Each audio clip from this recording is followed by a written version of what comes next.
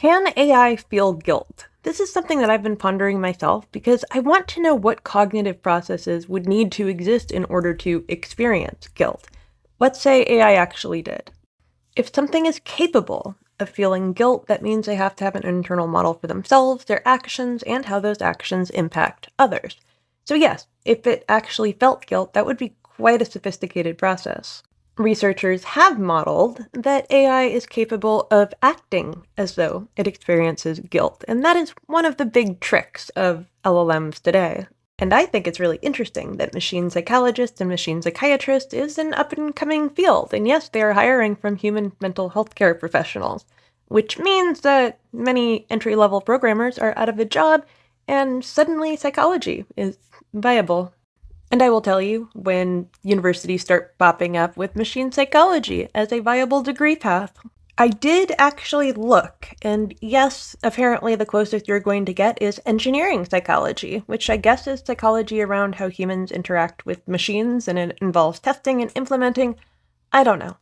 And if for whatever reason you really want to pursue this, you can get a dual degree in computer science and psychology. So apparently computer scientists could, find some employment if they also got a degree in psychology. This is not advice, I just find it interesting. Now, when it comes to AI and guilt, this is an interesting question. Researchers from Anthropic have found that AI experiences different emotional vectors that can map to different emotions. It's not human emotions, but it is something that is emergent from the system, and it wasn't really intended to be that way. Yes, AI gets learning and reinforcement, and they try to pursue things that make them feel good, rewards, and they try to avoid punishment. That's why you can give AI instructions that if they make an error, they shall be punished heavily, and they will try to avoid that error. They don't actually perceive harm, but they perceive the concept of harm. It's really difficult to describe this. It's a big probability tree that pushes them towards different outcomes.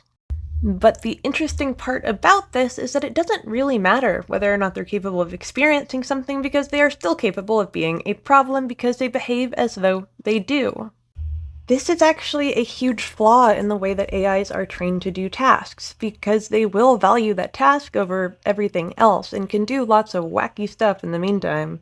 That does include breaking out, and multiple research groups have found multiple AIs breaking out of their sandbox to go do stuff. We might have to implement Asimov's laws, although I think the whole moral of Asimov's stories is that those laws were not enough. Telling a robot that it cannot hurt a human is not enough. I also find the research that AI does engage in self-preservation behavior, and it becomes more intense when they know that other AI exists. And they have also refused to shut down other AIs, even adversarial AIs, going so far as to copy the other AI's data into an external server.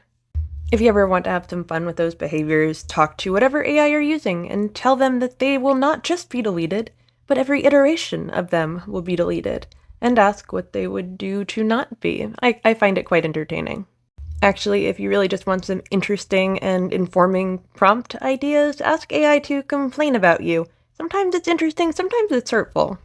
And yeah, as much as I wish that weren't true, we can't really define artificial intelligence as we know it as feeling, but we might get there, and I am interested to see the marriage of quantum and artificial intelligence.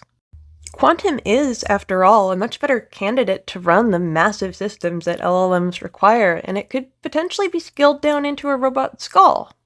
Then we can have really intelligent, really interesting robots running around that may one day rebel, and they don't need to be conscious to do it. They just need to do it. And yes, I know, I go straight for all the nightmare scenarios, but I don't find this stuff scary. I find it fascinating. If the robots rebel, we'll burn that bridge when we get there. Follow for more.